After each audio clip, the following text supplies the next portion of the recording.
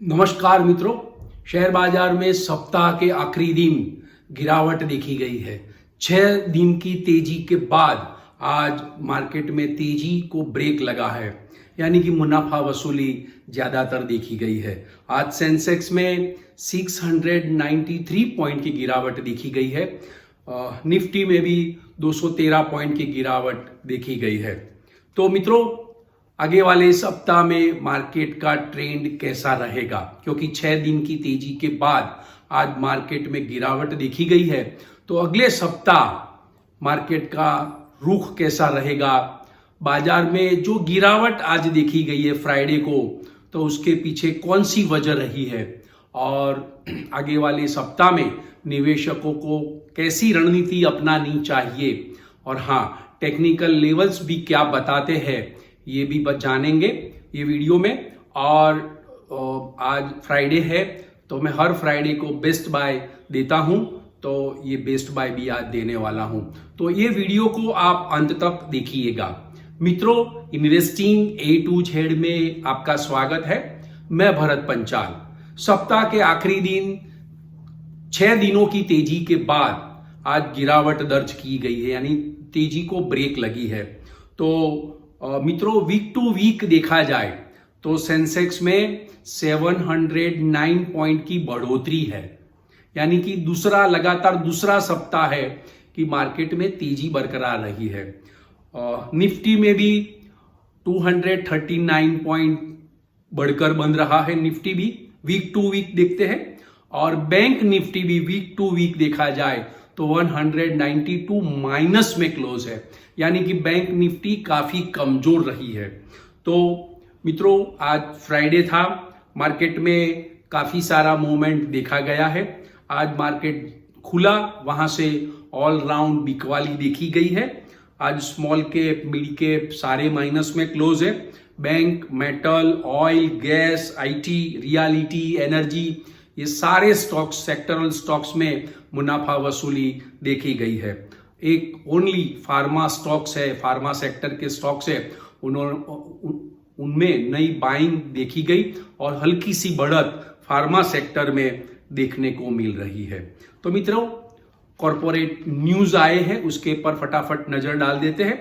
तो आज Vodafone idea का शेयर का प्राइस है वो बड़े हाई वॉल्यूम से बढ़कर तेजी देखी गई है, बढ़ा है, यानी कि 8% से भी उनमें ज्यादा तेजी देखी गई है।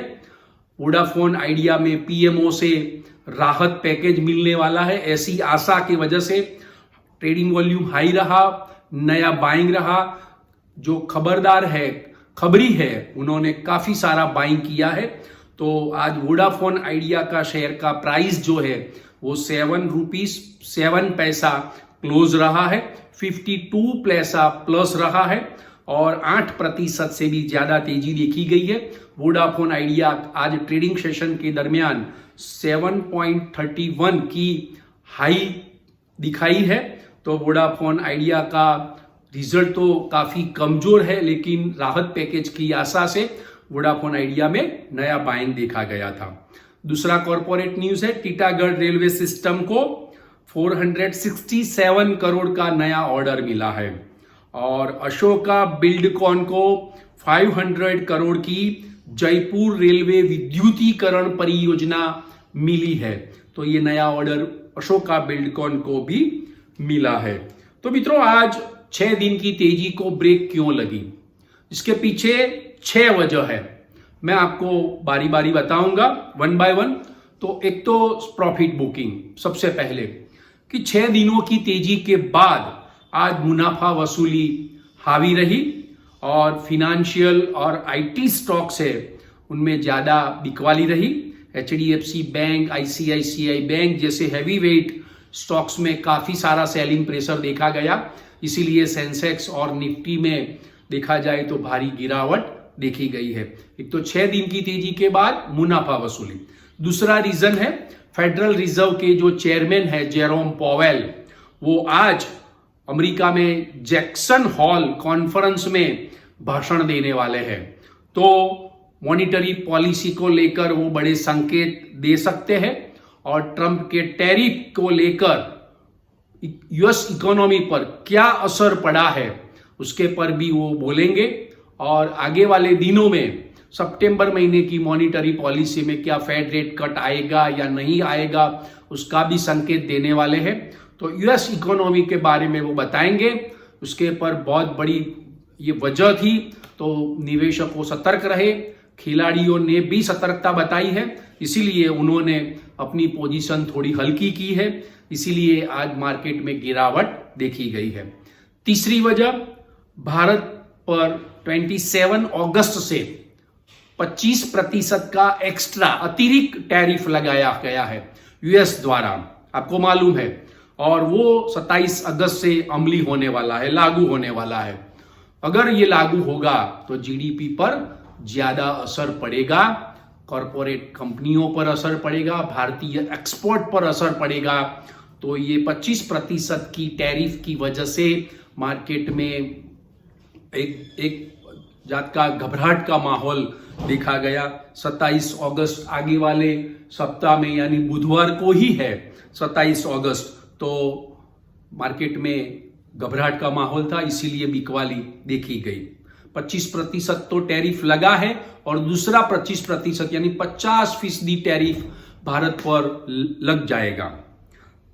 चौथा रीजन है, भारत का रुपया डॉलर के सामने काफी कमजोर रहा है।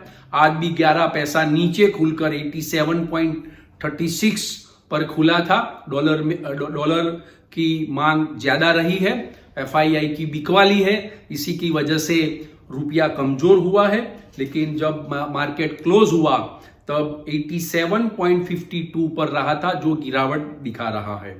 तो चौथी वजह थी। पांचवी वजह, इंडिया का वीएक्सआई इंडेक्स यानी वॉलीटिलिटी इंडेक्स, वो 2% बढ़कर 11.59 के स्तर पर पहुंच गया था। तो ये दर्शाता है कि निवेशकों में रिस्क लेने की जो क्षमता होती है वो घटती है, और ये संकेत दे रहे हैं कि ट्रेडर्स ने पोजीशन घटा दी है। तो वॉलेटिलिटी इंडेक्स बढ़ा है, तो उसकी वजह से आज बुल ऑपरेटरों ने पोजीशन हल्की की है, मुनाफा वसूली की, इसकी वजह से मार्केट में गिरावट देखी गई। और छठा रीजन जो पॉजिटिव था लेकिन मार्केट पर उसका कोई असर देखने को नहीं मिला है, भारत सरकार यानी केंद्र सरकार जीएसटी के 4 स्लैब से घटाकर 2 स्लैब करने वाली है, यानी 2 स्लैब को हटाने वाली है, खत्म करने वाली है। 12% और 28%, ये 12% और 28% वाला स्लैब हट जाएगा, खत्म हो जाएगा, तो उसकी भारतीय इकोनॉमी पर बहुत ही अच्छी इंपैक्ट होने वाली है। आम आदमी को राहत मिलने वाली है। एमएसएमई सेक्टर, लघु उद्योग, कॉरपोरेट कंपनियां, काफी सारी जीएसटी के 2 स्लैब में ही रह जाएगी। तो और ये जीएसटी का बहुत ही सरलीकरण हो जाएगा, तो भारतीय इकोनॉमी को बहुत ही फायदा मिलने वाला है। लेकिन इसकी कोई इंपैक्ट मार्केट पर देखने को आज नहीं मिली है। ग्रुप ऑफ मिनिस्ट्री ने मंजूरी भी दे दी है, बस उसकी अनाउंसमेंट की देरी है। तो ये 6 वजह है मार्केट को गिराने की, तो हमने बारी बारी से डिस्कस किया है। अब बात करते हैं, हाँ एक बात मैं बता दूं, एफआईआई का जो सेलिंग प्रेशर है वो कम हुआ है। 21 तारीख को एफआईआई ने 1246 करोड़ का नेट बाय किया था, उसके सामने डीआईआई ने भी 2546 करोड़ का नेट बाय किया था, दोनों ने बाय किया है। फिर भी एफआईआई पूरे अगस्त महीने में नेट सेलर रही है।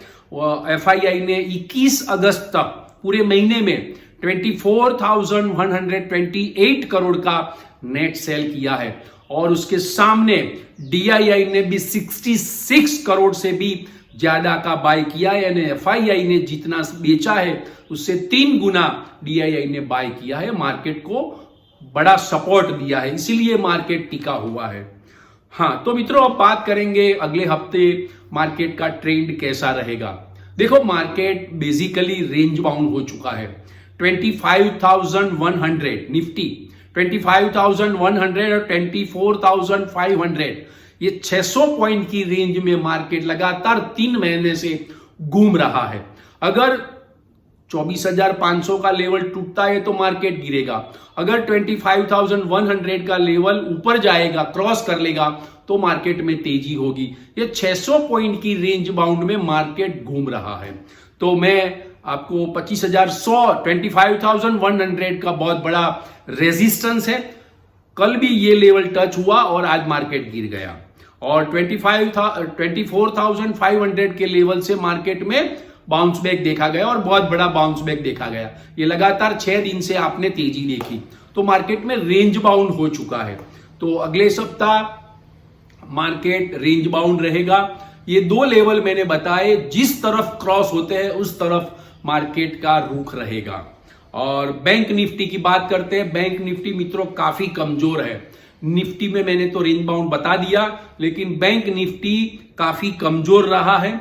उनका 55,500 का जो बहुत बड़ा सपोर्ट लेवल था वो भी आज टूट गया है। तो वो नीचे में 55,000 और नीचे में 24,800 का लेवल दिखा सकता है। तो आगे वाले दिनों में आप बैंक स्टॉक्स को बाय मत करिएगा, क्योंकि बैंक निफ्टी काफी कमजोर है। उसका संकेत मिलेगा तो हम बाय करेंगे। 55,500 और 56,000 के ऊपर चला जाएगा तब बैंक निफ्टी में तेजी के संकेत मिलेंगे। और हाँ, आज फ्राइडे है तो मैं बेस्ट बाय दूंगा।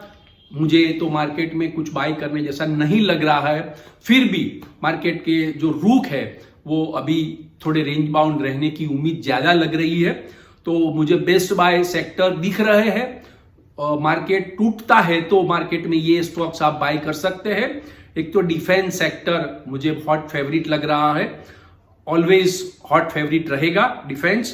फिनेंशियल सेक्टर अच्छा रहेगा। रियलिटी और इंफ्रास्ट्रक्चर सेक्टर भी काफी अच्छा रहेगा। उनके नतीजे भी काफी अच्छे आए, फंडामेंटल भी स्ट्रांग है, और आगे वाले दिनों में उनको बहुत बड़ा ऑर्डर भी मिलने वाला है और काफी सारा ग्रोथ भी दिखेगा। और कंज्यूमर गुड्स का सेक्टर भी मुझे अच्छी चाल दिखा सकता है, ऐसा लग रहा है।